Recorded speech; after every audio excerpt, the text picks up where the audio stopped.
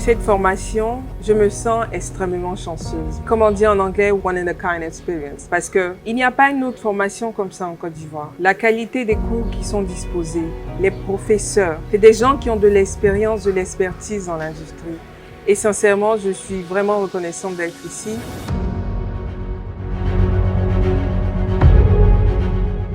La Welcome Day, ça s'est bien passé, enfin plus ou moins. Personnellement, je voulais tellement bien faire que j'ai stressé un peu. Le fait déjà d'avoir été sélectionné parmi plus de 500 personnes, c'est beaucoup de pression. Et Dieu merci, ça s'est bien passé. On a pu quand même, malgré le grand stress et tout, pouvoir parler et nous affirmer. Mais il faut dire que c'était pas vraiment évident. Le parterre d'autorité, ça m'a quand même mis un peu de pression. Ça m'a même fait que quand j'ai parlé, j'avais un peu de trac, j'étais très anxieuse, j'ai même oublié ce que je devais dire. Mais tout le monde m'a soutenue, les filles sont tellement bien, on est tellement en communauté. Quand on crée l'entreprise, on se dit que le projet il est petit et lorsqu'on est sélectionné, là on se rend compte que finalement il y a d'autres personnes qui ont vraiment compris la vision, qui sont prêts à nous accompagner derrière ce projet. Il y avait la fierté et le stress.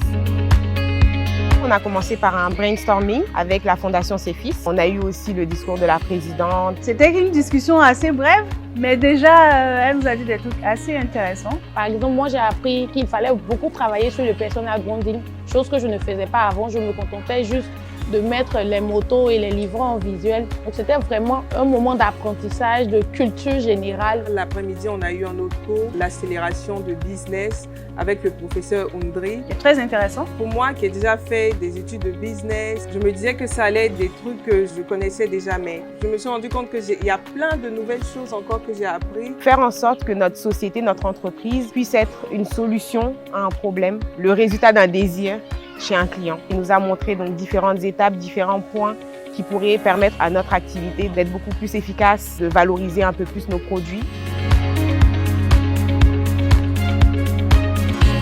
La production audiovisuelle, le cinéma, je suis arrivée là par passion. Donc depuis le début jusqu'ici, moi je travaillais plus parce que je suis passionnée. Le côté business, gagner de l'argent, je ne m'occupais pas vraiment de ça. Et là, dans ce coup, la première des choses qu'il a dit, un entrepreneur, c'est un créateur de richesse. Et c'est très intéressant de nous rappeler ça quand même pour qu'on puisse laisser un peu ce côté passion là et se concentrer aussi sur la comptabilité, sur ce qu'on gagne, sur comment on va manger et tout.